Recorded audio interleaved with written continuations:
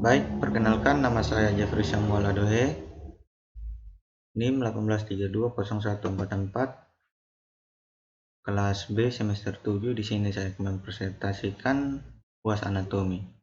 Pertama-tama saya akan menjelaskan tulang-tulang ekstremitas superior terdiri dari 1. Os clavicula, 2. Os scapula, 3. Os humerus, 4. Os radius, 5. Os ulna, 6. Ossa carpalia, 7. Ossa metacarpalia, 8. Ossa phalanges. Pembahasan tentang sistem alat gerak anggota badan bawah ekstremitas inferior dibedakan menjadi dua bagian. 1.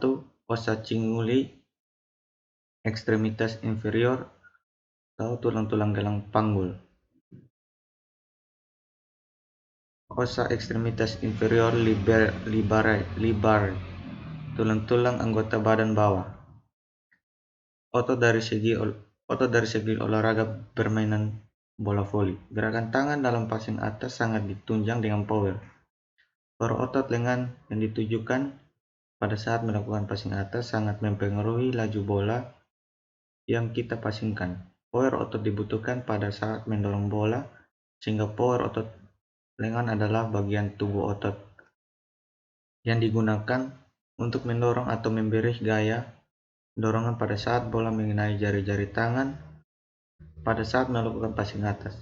Dalam gerakan passing atas, kekuatan otot lengan merupakan komponen yang penting karena power otot lengan memberi dorongan kekuatan bola ke daerah lapangan bola voli yang telah ditentukan menggunakan otot-ototnya atau mengeluarkan kekuatan maksimal dalam waktu yang relatif singkat.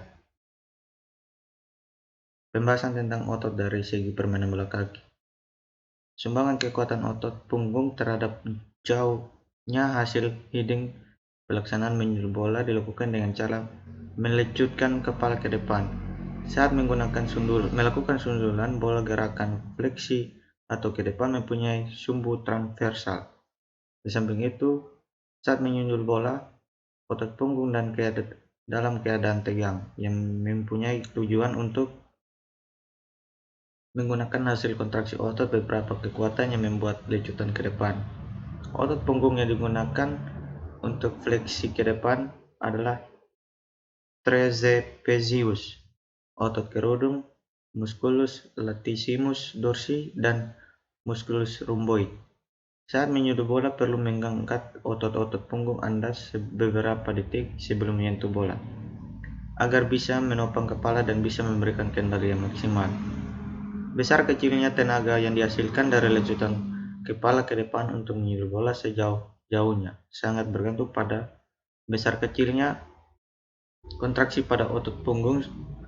Semakin besar kontraksi otot punggung, maka tenaga yang dihasilkan untuk melakukan lecutan ke depan saat menyundul bola akan semakin besar.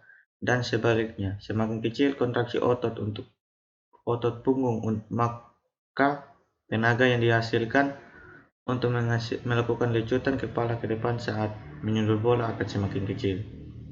Pembahasan otot dari segi olahraga senam. Senam lantai terdiri dari berbagai gerakan yang dapat melatih otot-otot di bagian perut, punggung, dan panggul.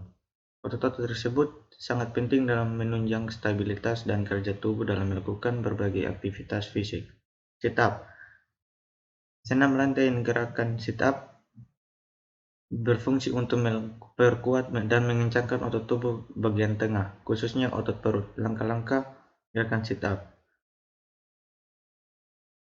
2. Bridge merupakan gerakan senam lantai yang bermanfaat untuk menguatkan otot perut, pinggul, bokong paha, belakang, lutut, dan bahu dalam kombinasi gerakan senam lantai.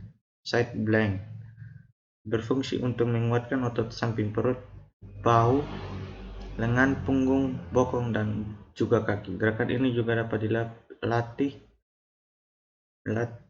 melatih keseimbangan tubuh. Superman.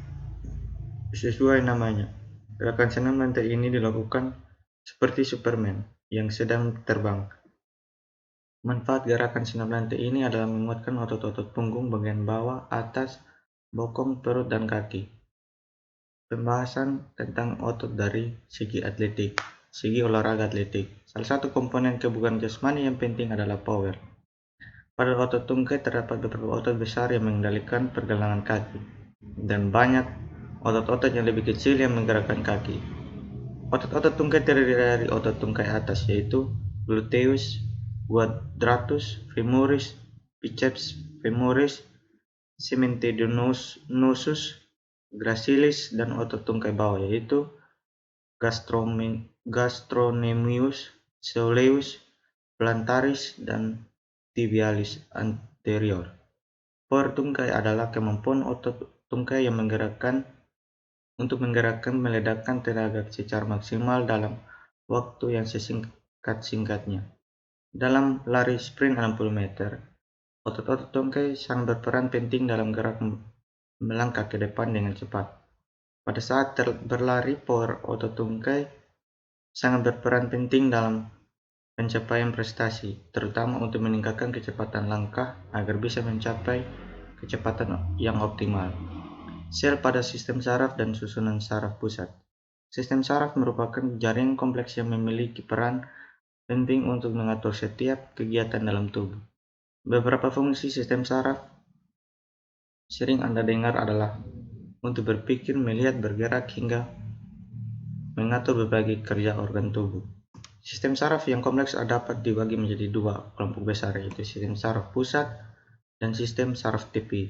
Sistem saraf pusat terdiri dari otak dan susun tulang belakang, sementara sistem saraf tepi terdiri dari sistem saraf somatik dan otonom.